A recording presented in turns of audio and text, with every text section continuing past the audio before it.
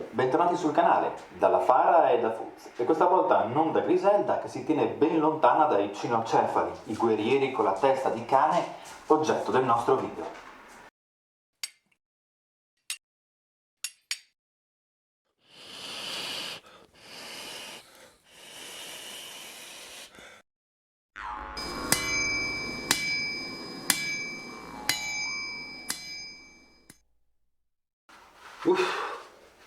Lasciatemi togliere questa maschera di cuoio, che tra l'altro è ispirata al nostro primo Wolfhound, Garulf, Irish Wolfhound, ormai morto da diversi anni, ma originale mascotte della Fara, e realizzata da artigiani friulani in cuoio.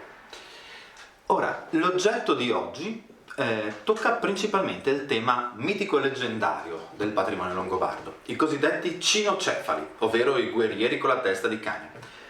Prima di approfondire le loro origini e le interpretazioni che gli studiosi fanno di essi, due cose: iscrivetevi al canale se siete interessati all'argomento longobardo con la campanellina, mettete like o dislike a questo video se vi è piaciuto o non vi è piaciuto, e ricordate che potete supportarci su Patreon, lo trovate sia nel leader che nella descrizione del video. Ora prendiamo la nostra solita fonte di riferimento, cioè l'Historia Langobardorum, e andiamo al libro primo, in particolare cercando lo scontro con gli Assipiti. Sentiamo cosa ci racconta Paolo Diacono di questa epoca mitica. Emigrando essi da quella regione, mentre si dispongono a passare in Mauringa, gli Assipiti sbarrano loro la strada, rifiutando il transito per i loro territori a qualunque condizione.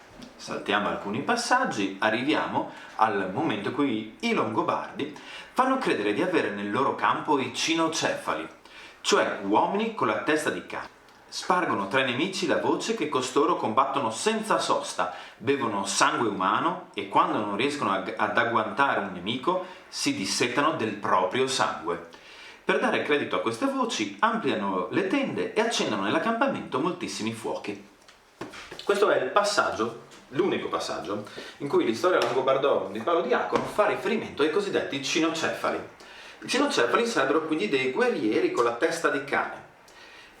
Nell'analisi della mitologia e del leggendarium indoeuropeo, i guerrieri con la testa di cane sono presenti sin dall'epoca classica e vengono citati in più fonti. Normalmente però quando si analizzano i cinocefali longobardi, la tendenza è quella di assimilarli ad altri riferimenti più nordici e di natura germanica e norrena, quelli cioè che troviamo ad esempio nell'Edda poetica e che fanno riferimento ai vari Ulfeding, Wulfednas in chiave anglosassone, quindi guerrieri lupo, o berserkir, guerrieri orso. Nella lettura, che quindi prende in considerazione la parentela germanica, questi cinocefali altri non sarebbero che una variazione longobarda del guerriero belva germanico.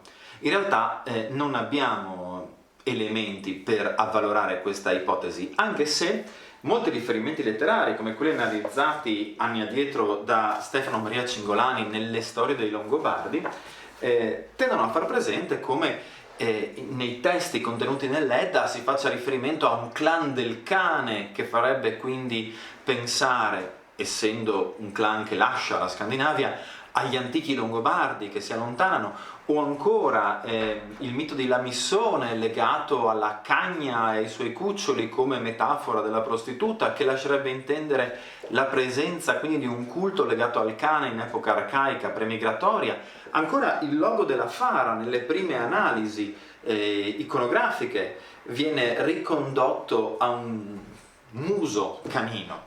Tutti questi elementi fanno intuire che il culto canino o il legame totemico fra i Longobardi e il cane fosse presente. Il fatto poi che i cinocefali però rappresentino effettivamente l'equivalente dei berserkir o degli ulfedning è difficile da attestare e da riconoscere senza dubbio. Quello che possiamo sapere e possiamo dire sicuramente è che siamo di fronte a un topos leggendario e letterario tipico del mondo indoeuropeo.